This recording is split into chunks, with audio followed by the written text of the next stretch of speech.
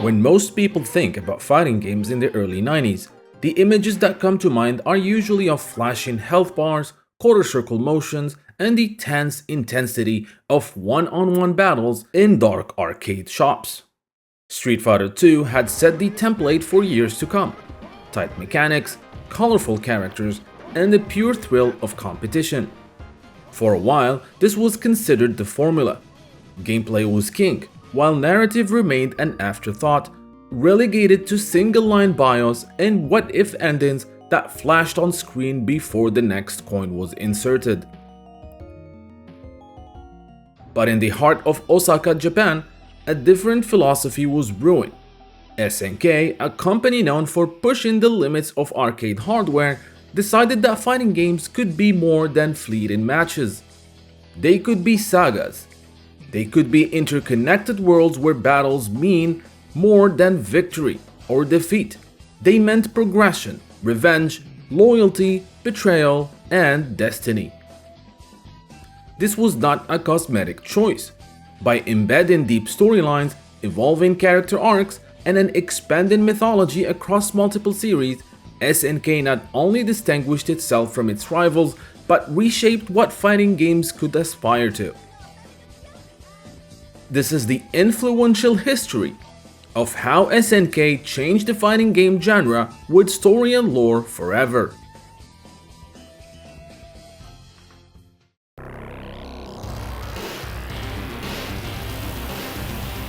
The first major spark came in 1991 with Fatal Fury King of Fighters, SNK's first true fighting game.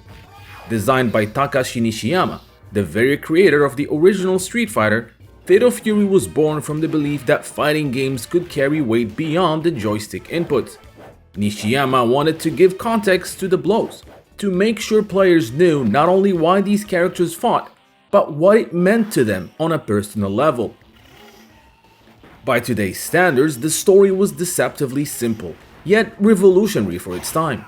Geese Howard, the ruthless crime lord of Southtown, had murdered Jeff Bogart, a martial arts master. His adopted sons, Terry and Andy Bogart, along with their friend Joe Higashi, entered the King of Fighters tournament to avenge his death.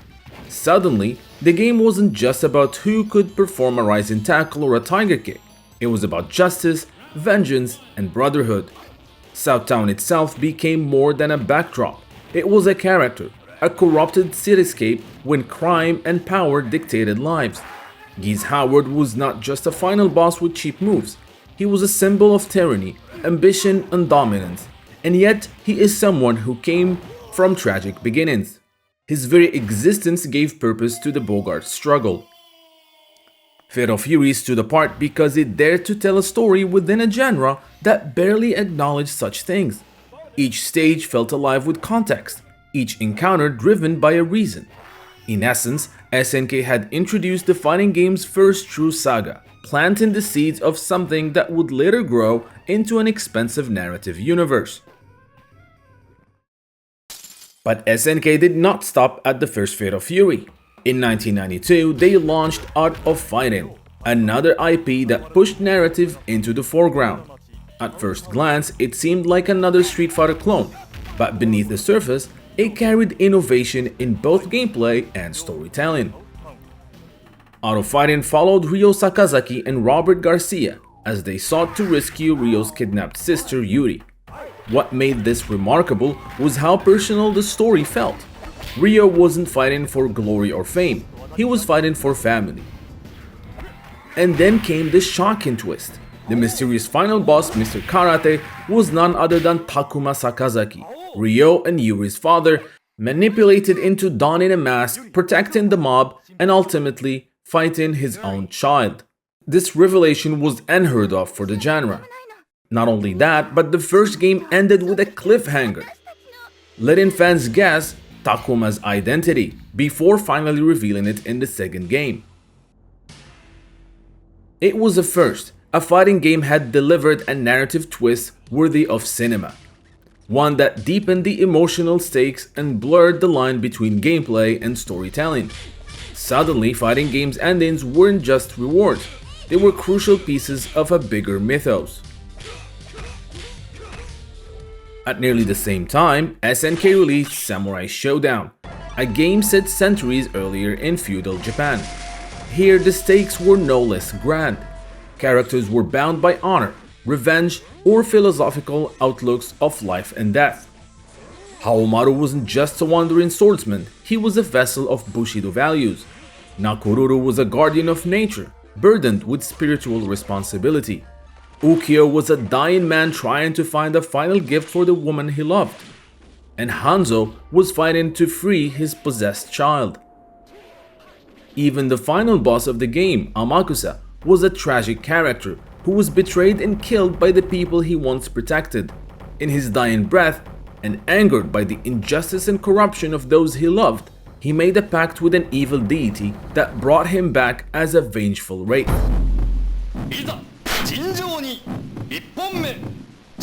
Through Samurai Shodown, SNK proved that even within historical or fantastical settings, fighting games could deliver rich storytelling, tragedy, morality, and ideology entered the genre, elevating the experience beyond button presses. By the mid-90s, SNK had three major franchises: Fatal Fury, Art of Fighting, and Samurai Shodown, each with distinct but equally narrative-driven worlds.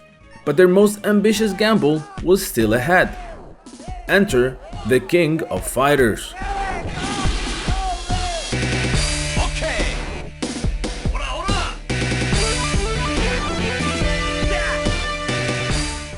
When the King of Fighters 94 arrived, it did more than merge fighters from different SNK titles. It created the first shared universe of fighting games. This was never done before in major media besides comics. On the surface, it was a crossover dream. Characters from Fatal Fury and Art of Fighting joined the fray to form teams of 3 in a unique 3-on-3 battle format. But beneath this innovation lay something more radical, a continuous storyline. Unlike most fighters where each entry was disconnected, KOF became an ongoing narrative. Characters remembered past events, alliances shifted logically, betrayals and new enemies emerged to build on what came before. The initial arc introduced Rugal Bernstein, an arms dealer with global reach and ambitions that eclipsed Geese Howard's local crime empire. Rugal wasn't just a strong opponent, he was part of an evolving plot. With his defeat came the seeds of something darker, the Orochi Saga. For the first time, fans realized that each installment would not merely be a new roster with few new moves. The King of Fighters was a serialized story. Each game was a season, carrying forward unresolved threads and deepening character arcs. By the time the King of Fighters 96 launched, SNK had embraced lore as the franchise's backbone.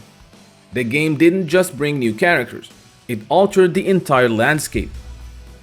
Iori Yagami, introduced in the King of Fighters 95, had become a fan favorite. His rivalry with Kyo Kusanagi searing with intensity. In the King of Fighters 96, his team expanded to include Mature and Vice, women tied to the mysterious Orochi bloodline. Suddenly, players weren't just choosing teams, they were choosing narrative sides. Leona Hydern entered the roster, carrying the heavy burden of being an adopted daughter cursed by the Orochi lineage. Her mere presence in battles hinted at an ancient conflict, intertwining destiny with gameplay. The introduction of Chizuru Kagura, a shrine maiden guarding the Orochi seal, added a mythological layer that pushed the King of Fighters beyond crime sagas into supernatural epics. Gameplay mechanics themselves seemed to echo narrative themes.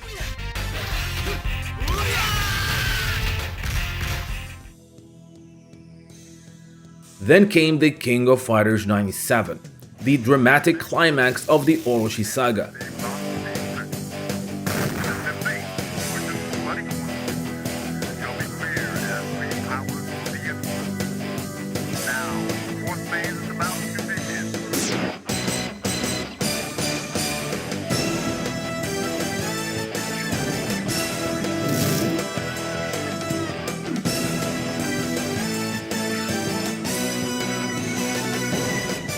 The story wove tragedy and triumphs. Iori, consumed by his blood rage, slaughtered his own teammates. Leona succumbed to her curse, forcing her allies to stop her rampage. Orochi has finally emerged, a divine force of nature, requiring bitter rivals Kyo, Iori, and Shizuru to unite temporarily to seal him away. The audacity of this narrative cannot be overstated. A fighting game, which is traditionally episodic and disposable, had delivered a multi-year saga, complete with foreshadowing, character deaths, betrayals, and mythological resolution. It was storytelling on par with serialized television dramas, but within the arcade halls of Japan and beyond.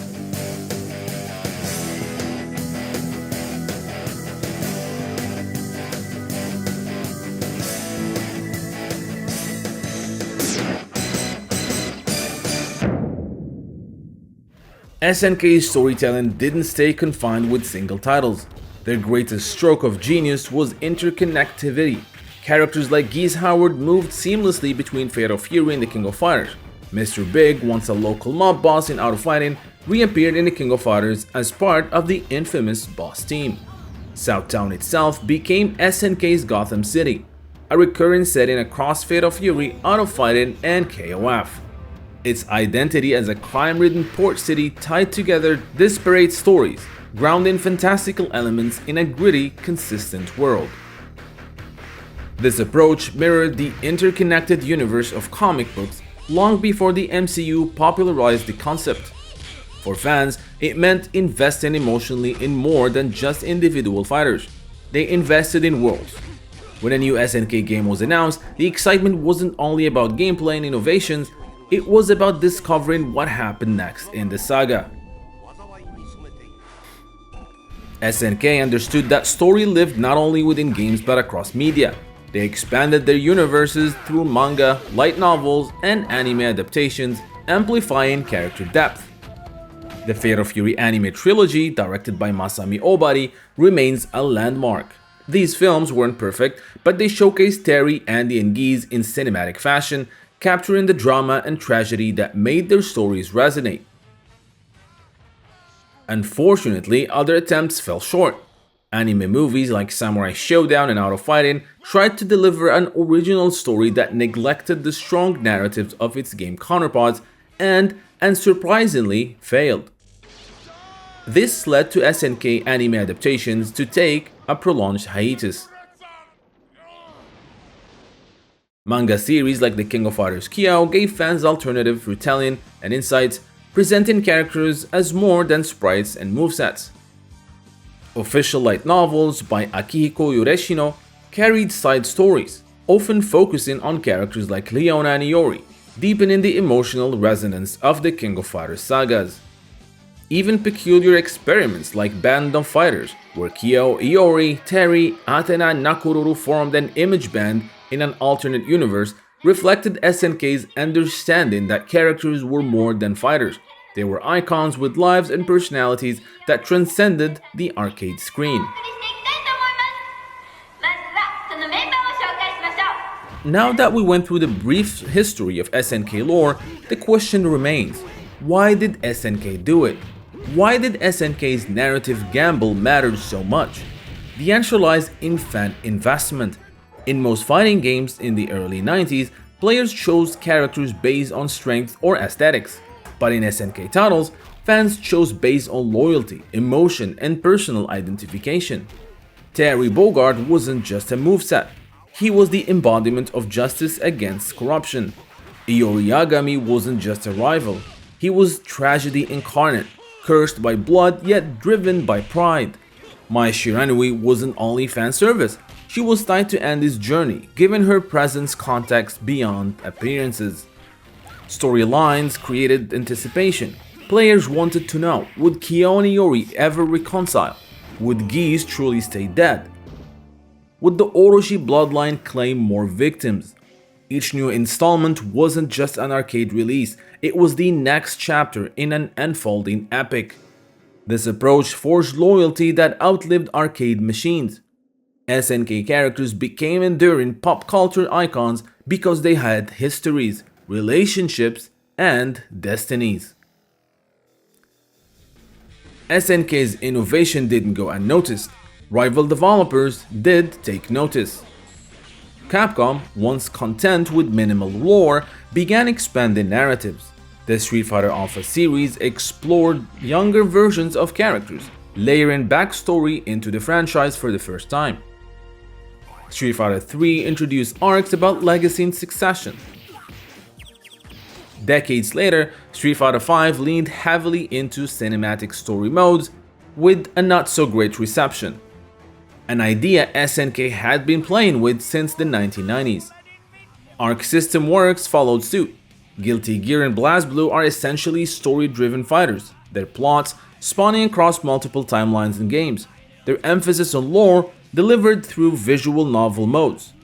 However, unlike SNK, ArcSys went for an overcomplicated story that failed to gather a strong narrative followers. Efforts from other studios to place narrative at the forefront have largely faltered because they lack the vision and long-term planning SNK once championed. NetherRealm's Mortal Kombat 9 and Mortal Kombat 11 impressed audiences with cinematic ambition, but by Mortal Kombat 1, the cracks had become impossible to ignore. Fans rejected the story for its lack of direction, its fragmented pacing, and its absence of a roadmap for the future. It felt like a series without a plan, a world without purpose. This is precisely where SNK can succeed today where others have failed. The company can once again chart a bold, grand narrative that stretches across multiple games and IPs, weaving together sagas like Fatal Fury, Out of Fighting, and the King of Fighters into a coherent shared universe. A plan that, much like the Orochi Saga once did, unfolds with patience and confidence over years. But now, with the benefit of modern tools and storytelling sensibilities.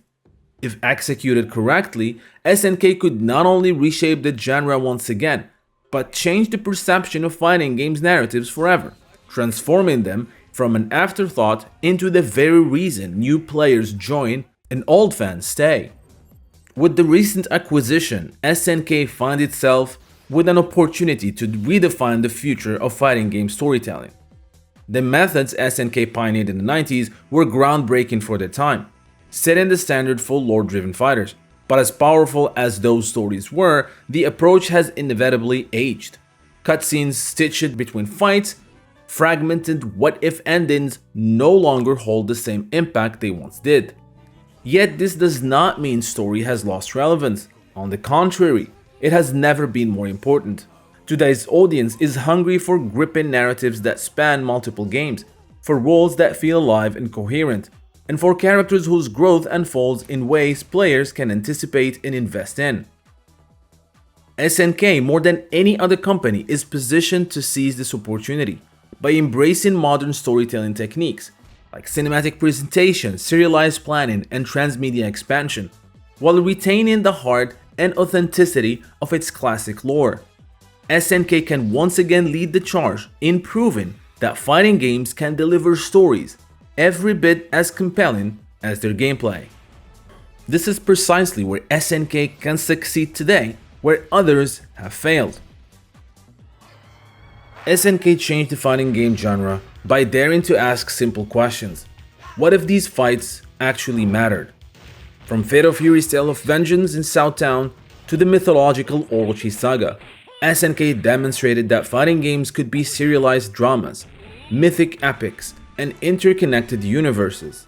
Their characters became more than tools for victory. They became vessels for stories that fans carried in their hearts. Today, as fighting games boast cinematic story modes, lore compendiums, and transmedia expansions, it's easy to forget where it all began. But the DNA of narrative-driven fighters, from Mortal Kombat's blockbuster campaigns to Guilty Gear's spawning mythos, can be all tracked back to SNK's bold experiments in the early 90s. In an industry where many considered story an afterthought, SNK treated it as the soul of the genre, and in doing so, they forever changed what it means to press start in a fighting game. I hope you guys enjoyed this video. Don't forget to like and subscribe. Big shout out to the channel's patrons and premium subscribers. You can become one and help the channel by checking the link in the description below.